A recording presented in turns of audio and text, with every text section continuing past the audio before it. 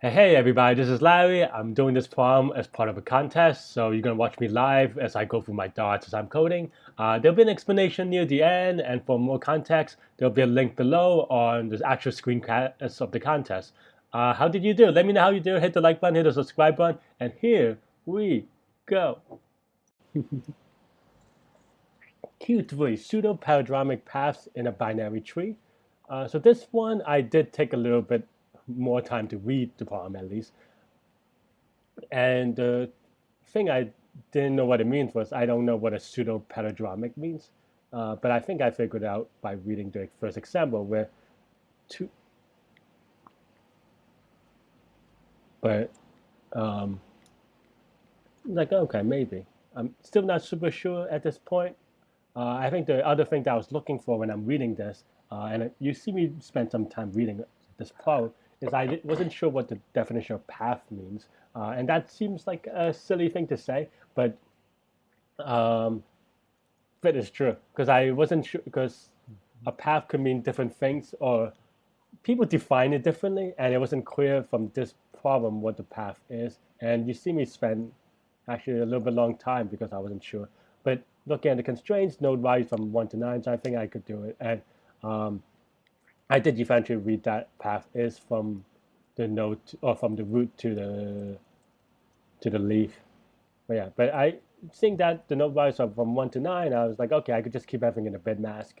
I think in retrospect, I didn't need to. I could probably just kept it away and subtract and add and do a normal backtracking type thing. But I don't know. I think I innately worried about performance a little bit, and it's not that hard of a optimization, so I didn't really have to worry about that part. Where if I use an array, then I don't know, I would have be worrying the entire time. And this is a quote unquote easy optimization in that I've done it enough times. Um, and that's also one thing that's a little tricky for me in Python is that I love to do for loops that are less than or equal to from 1 to 9 or something like that, and that'll be really precise as to what I want versus this +1 exclusive range thing, and that's why I was a little bit yeah, but basically I explained it a little bit more in the explanation portion, so feel free to skip ahead to get to that part if you just want the explanation, because I think I typed this too fast for me to explain everything. And there are a couple of things that I did before I got to here, so definitely, uh, no, yeah. So I did spend about, so I type out, and this is basically, I use current as a bit mask to keep track of the numbers that we've processed so far. And here I'm just thinking a little bit of, okay, how to handle like how do we add the number into the set actually, right? So we did the check, but then now we're like, okay, let's actually do it before, and then that doesn't make sense, or like you have to keep on doing it. So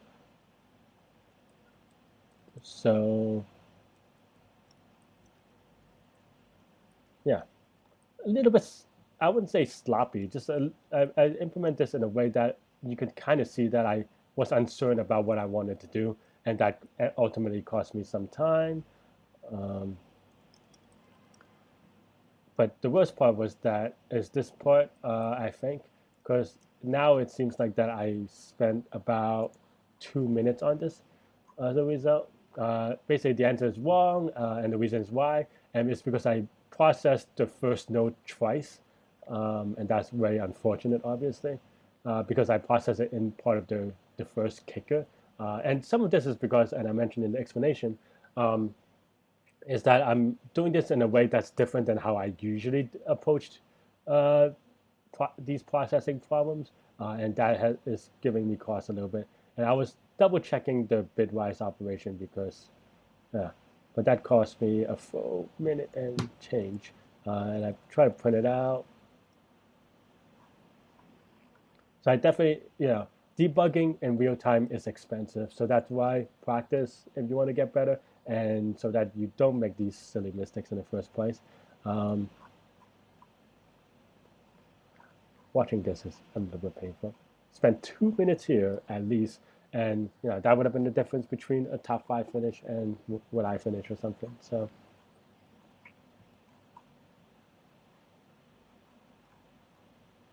now I'm just going back and forth on the examples just to see like, okay, what's going on.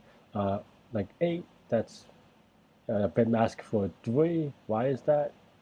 I was like, okay, let's actually just print out the recursive steps, and also let's just change the one that we need to debug.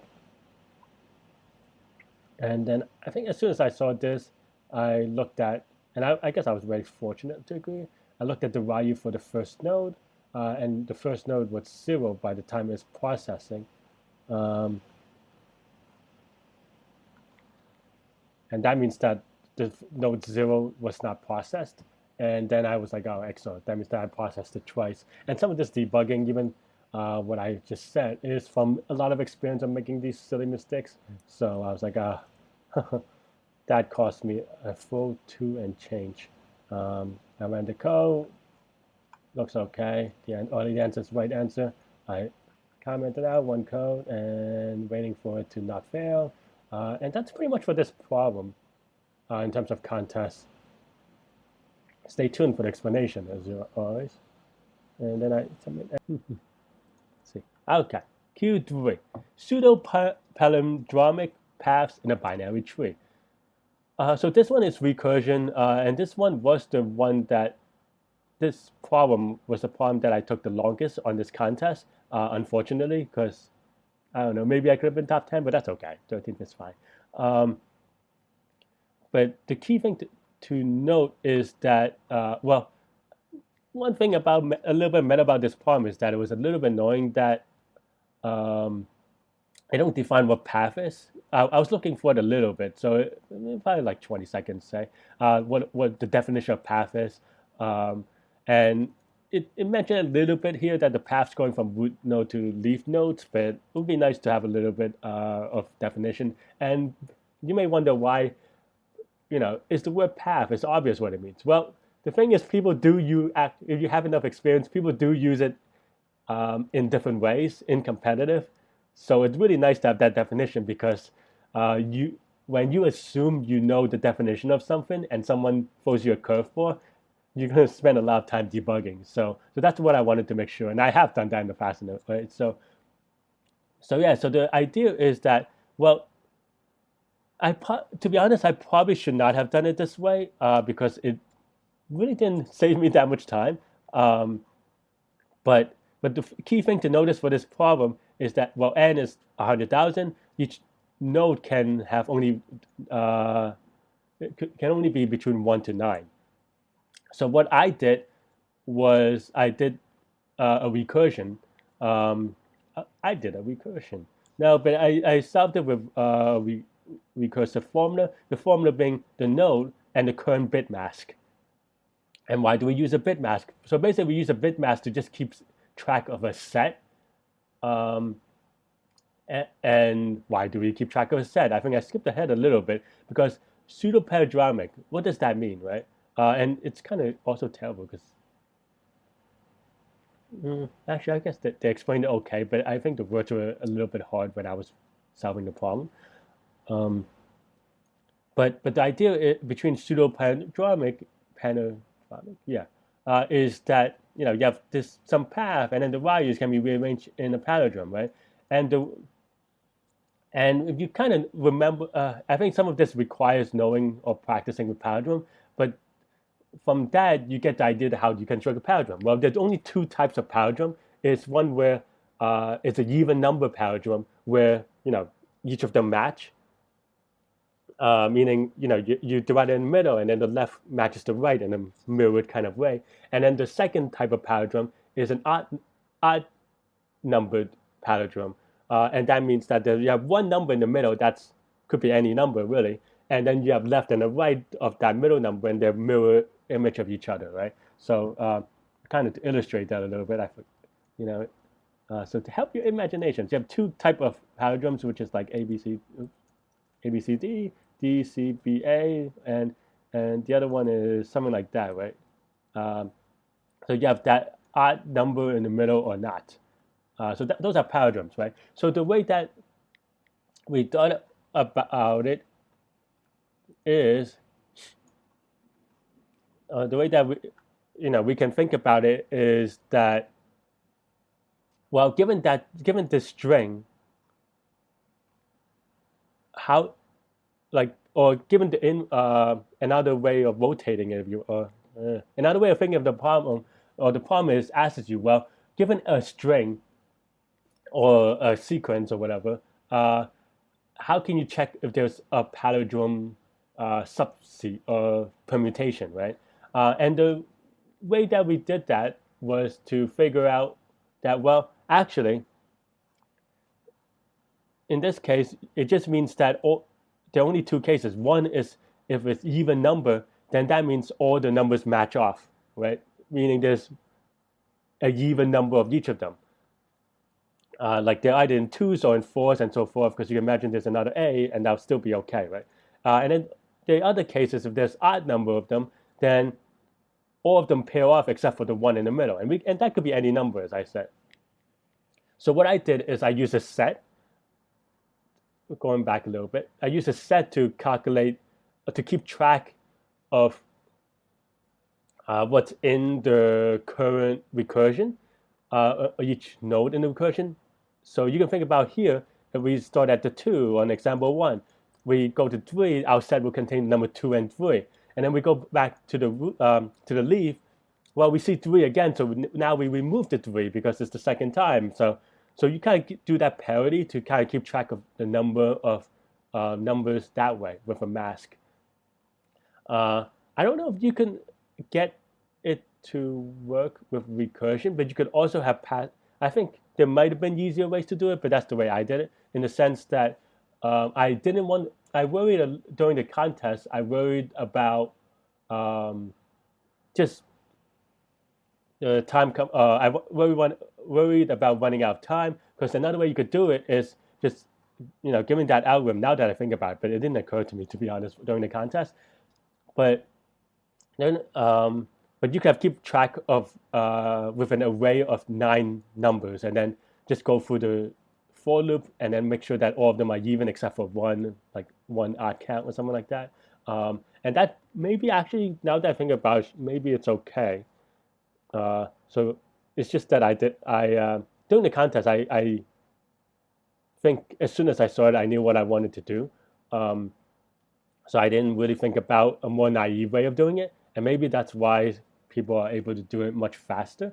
But that wasn't even why I did it that slowly, right? But yeah, but that's the recursion. So you kick it off. So now my code is. So I use a bit mask. So some of this may be a little bit harder to read, but basically I have a current bit mask, and then now I flip the bit that's no that values bit.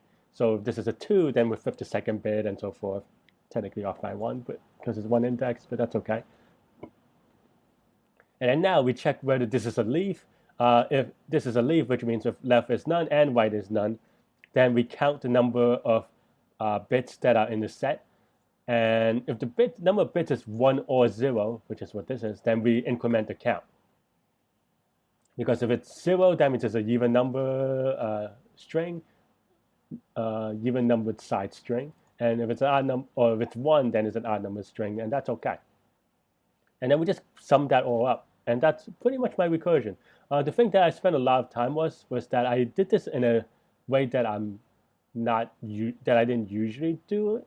So that's why it's a little bit. I think what I should have done is I should have done it my usual way, which is that usually my recursion already has the no dot value into the recursive part of it, because that's more intuitive. But this time I changed a little bit to facilitate this if statement a little bit early, because this is not the base case, or it is a base case, but you have to take account the current node.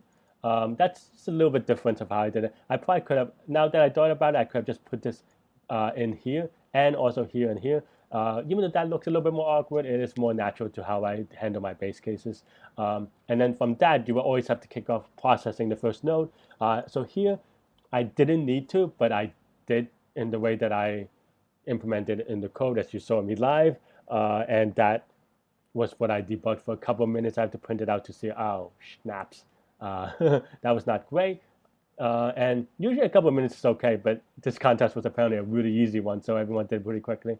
Um, so space-time complexity. So space is all of, sorry, let's sort of time first. We look at each node at most once. We process each node once, and it takes all of one for, for each node to process because it takes like 10 operations or whatever. So that's going to be O of n running time. In terms of space, so that we don't use extra space that much except for this. So it's, but we do allocate stack space, and this could be a linked list of a tree, right? So in a linked list style tree where every node is on one side, then it's going to be O of n because you allocate that much space to it in terms of stack space. And you can't do better than that because, well, that's just, or you know, or you could call it O of h for height if you want to call it that for space, but yeah, whichever you prefer. But yeah, this is a good interview problem. This is a good competitive programming problem. It's recursion. Everyone should expect to know recursion on interviews. It's a little bit of a tricky one with kind of there are a couple of steps going from pseudo-palindromic to the recursion, but it is something that you should be able to figure out. And this is a Q3 on Leetcode, which is supposed to be a little bit harder. So take your time, but overall it's okay. It's a good practice, and yeah, and I think that's all I have for this problem. And it's fun. It's great. I like this problem actually. Even